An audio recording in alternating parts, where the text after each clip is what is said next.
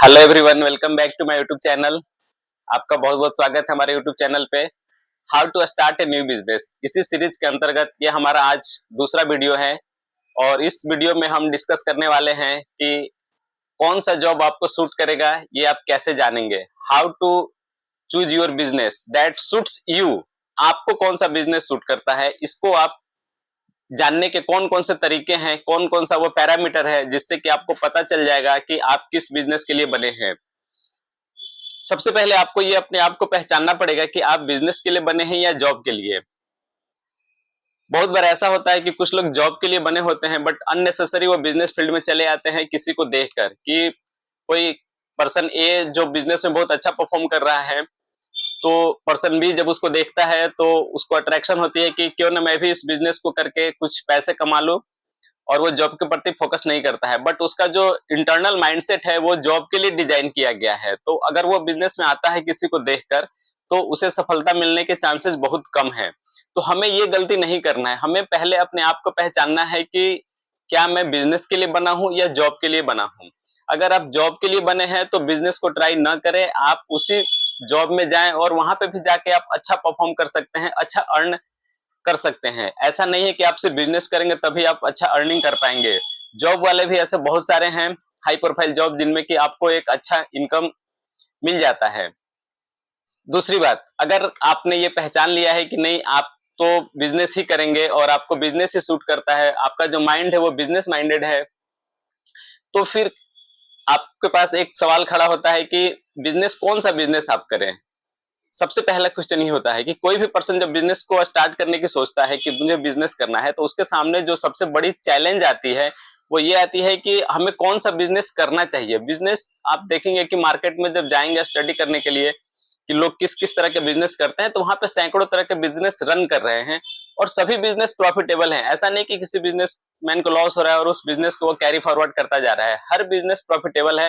But वहां पे क्या है कि यहाँ माइंडसेट का बहुत बड़ा गेम है कि आपको कौन सा बिजनेस सूट करता है। इसको बगैर जाने, इसको बगैर स्टडी किए, बगैर एनालाइज किए अगर आप वैसे ही किसी को देखकर किसी बिजनेस में चले जाते हैं या किसी से मोटिवेट होकर आप किसी पर्टिकुलर बिजनेस में चले जाते हैं जो आपको सूट नहीं करता है, तो देर सवेर वो बिजनेस बंद हो जाएगा।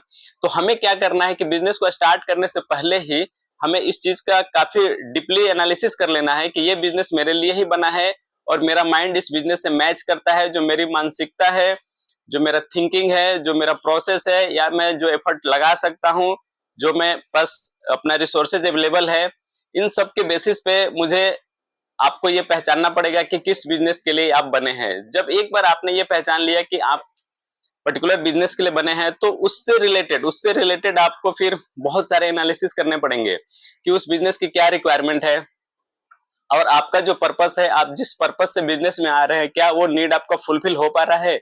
आप एक खास पर्टिकुलर आपने डिजाइन कर रखा है कि मैं आने वाले 6 महीने या 7 महीने या 10 महीने के बाद मेरे को मंथली इनकम इतनी होनी चाहिए इस बिजनेस से। तो अगर वो आपको शूट करता है तभी आप इस बिजनेस में जाइए। नहीं कि आप स्टार्ट तो कर दे रहे हैं लेकिन उस बिजनेस का बहुत अच्छा स्कोप नहीं है, आगे उसका फ्यूचर नहीं है, और पता चलता है कि साल 1.5 साल बाद आप टेक्नोलॉजी की वजह से आप आइसोलेट हो जाते हैं और उस बिजनेस को बंद करना पड़ता है। तो हमें ऐसा भी बिजनेस नहीं सेलेक्ट करना, हमें ऐसा बिजनेस सेलेक्ट करना है जो हमेशा एवरग्रीन हो। टेक्नोलॉजी आता है, जाता है, चेंजेस होते रहते हैं, रिवोल्यूशन होते रहते हैं, लेकिन आपको ऐसे बिजनेस से को प्रेफर करना है जो कि हमेशा चलता रहे। ऐसा तो कुछ है नहीं कोई बिजनेस की जो हमेशा लाइफ टाइम चलता रहेगा, बट जिसका ड्यूरेबिलिटी जो है ना एक अच्छा खासा लंबा 5 साल 10 साल आप बिजनेस को कंटिन्यू कर सकते हैं। तो इसी तरह के बिजनेस को आपको सेलेक्ट करना चाहिए। बिजनेस सेलेक्ट करने के कुछ क्राइटेरिया हैं। आप अपने आप से पूछे, अपने माइंड से पूछे कि आप किस किस तरह के बिजनेस को करना चाहते हैं, क्योंकि एक तो है नहीं बिजनेस कि आप पर्टिकुलर अपने आप को बोलोगे कि मैं इसी फील्ड में जाऊंगा। अगर आप मान लो कि ऑनलाइन बिजनेस करना चाहते हैं तो ऑनलाइन में भी 50 तरह के बिजनेस हैं। ऑफलाइन बिजनेस करना चाहते हैं तो ऑफलाइन में भी 50 ऑप्शन है।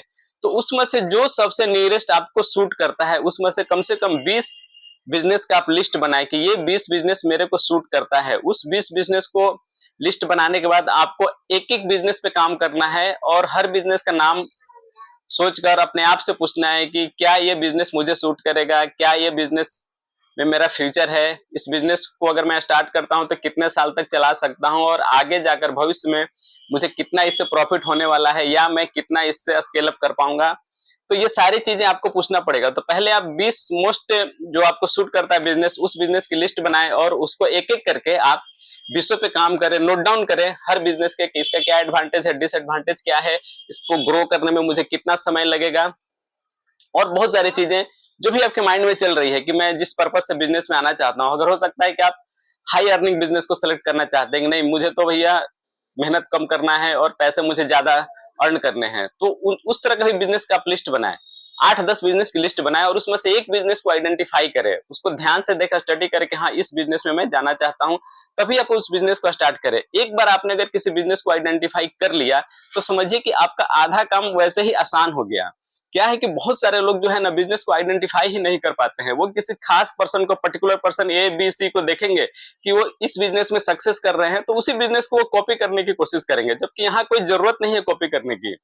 आपको जो सूट करता है, अगर आप देखिए किसी का दूसरे का बिजनेस देखकर कॉपी करके आप उस फील्ड में आना चाहेंगे तो देर से बेर आपको ट्रबल होने ही वाला है, आपको प्रॉब्लम होने ही वाला है। तो क्यों ना हम आगे जाके प्रॉब्लम में फंसे, उससे ज्यादा बेटर है कि हम अपने जो पहला स्टेप है हमारा, जहां से कि हम बिजनेस स्टार्ट करने की कोशिश कर रहे हैं, वहीं पे हम उस चीज को रोक दें, वहीं पे हम उसको फिल्टर आउट कर दें कि नहीं मैं किसी को देखकर नहीं करूंगा बिजनेस।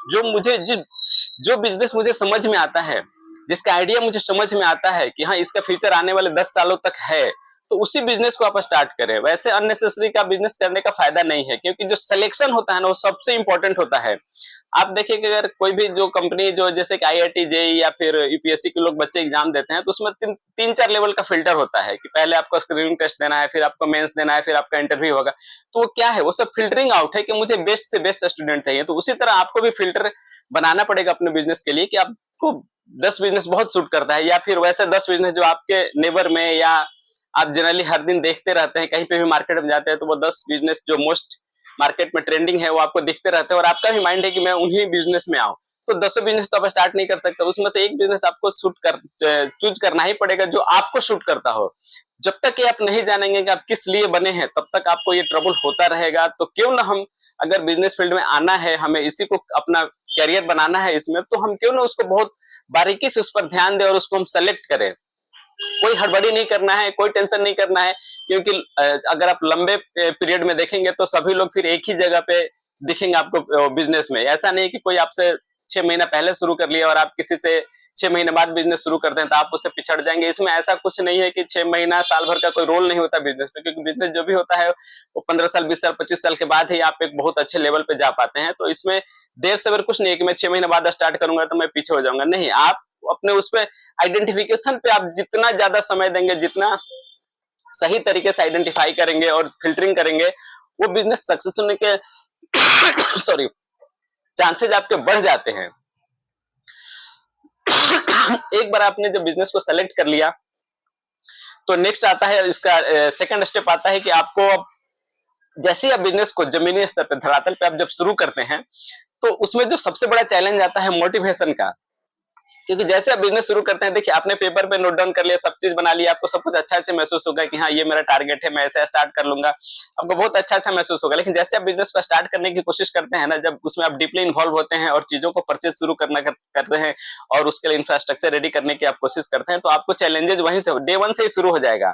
तो ये क्या है कि चैलेंजेस इतने आसान नहीं होते हैं, चैलेंजेस इतने मुश्किल होते हैं ना कि आप डिमोटिवेट हो सकते हैं। आपको ऐसा लग सकता है 2 महीने के बाद ही कि यार मैं क्यों ये बिजनेस कर रहा हूं, मुझे समझ में नहीं आ रहा, मेरे को तो इस बिजनेस की नॉलेज भी नहीं है, पता नहीं ये बिजनेस फ्रूटफुल आगे जाकर हो पाएगा भी कि नहीं। तो इसके लिए बचने का एक उपाय है कि आपको किसी न किसी ऐसे पर्सन के टच में रहना है जो आपको मोटिवेट करता रहे। मोटिवेशन इसमें बहुत इंपॉर्टेंट रखता है बिजनेस के इनिशियल फेजेज में। अगर स्टार्टिंग में आप मोटिवेट करने वाला कोई पर्सन आपको मिल जाता है तो यकीन मानिए आप बिजनेस को बहुत अच्छे से ग्रो कर जाएंगे और आप एक अच्छे मुकाम पे पहुंच जाएंगे। लेकिन और अगर कोई आपको मोटिवेट नहीं कर पाता है और आप उलझ जाते हैं अपने ही चीजों में, चीजों को नहीं समझ पाते हैं, तो फिर वो बिजनेस आपके लिए एक सरदर्द बन जाएगा और देर सवेर आपको उस बिजनेस को बंद करना पड़ेगा। तो मोटिवेशन का एक बहुत इंपॉर्टेंट रोल है किसी भी बिजनेस को स्टार्ट करने में। इवन आप जॉब भी करते हैं या जब जॉब के लिए भी आप ट्राई करते हैं ना, तो उस समय भी आपको मोटिवेशन एक अच्छे लेवल का चाहिए, तभी आप किसी अच्छे एग्जाम को क्रैक कर पाते हैं। तो मोटिवेशन का बहुत इंपॉर्टेंट है, चाहे हमारे लाइफ के कोई भी वर्क हो, कोई भी, अगर हम डे टू डे काम भी करते हैं, ऑफिस भी जाना है, स्कूल भी जाना है, पढ़ना है, कुछ भी काम करना है, तो हर काम के पीछे मोटिवेशन बहुत अच्छे से वर्क करता है। तो आपको मोटिवेशन के बारे में भी कुछ जानना चाहिए कि हमें मोटिवेशन कैसे अपने आप को सेल्फ मोटिवेट करना है, या फिर वो कौन सी चीजें हैं जिनको हमें प्रैक्टिस करना है ताकि हम डिस्करेज ना हो पाए और अपने बिजनेस में जब भी हमें चैलेंजेज आए, अपने रियल लाइफ में आए या चाहे बिजनेस में, हम उनको आसानी से फेस करके हम उससे आगे निकल सके। तो मोटिवेशन से रिलेटेड भी मैं आने वाले सीरीज में वीडियो बना दूंगा, जिसको कि देखकर आप अपने आप को सेल्फ मोटिवेट कर सकते हैं और अपने आप को बूस्टअप रख सकते हैं कि आपका मोरल कभी डाउन ना हो और आप जिस पर्पज से अपने बिजनेस को स्टार्ट किया है उस चीज को आप अचीव कर पाए। तो अगले वीडियो में हम बात करेंगे कि जब अपने आप को पहचान ले है अपने कि आपको बिजनेस ही करना है, तो बिजनेस के जो दो मेन पिलर है वो है एक ऑनलाइन और एक ऑफलाइन। तो हम यहाँ पे बात करेंगे कि अब आपको ये पहचानना है कि आप ऑनलाइन बिजनेस के लिए बने हैं या ऑफलाइन, आपका माइंड क्या कर रहा है कि आप ऑनलाइन के थ्रू जाना चाहते हैं बिजनेस में, या ऑफलाइन आप कुछ अपना बड़ा सा सेटअप करना चाहते हैं। तो अगले वीडियो में हम इसी से रिलेटेड बात करेंगे। तब तक के लिए bye bye. So like, share, subscribe and don't forget to comment also.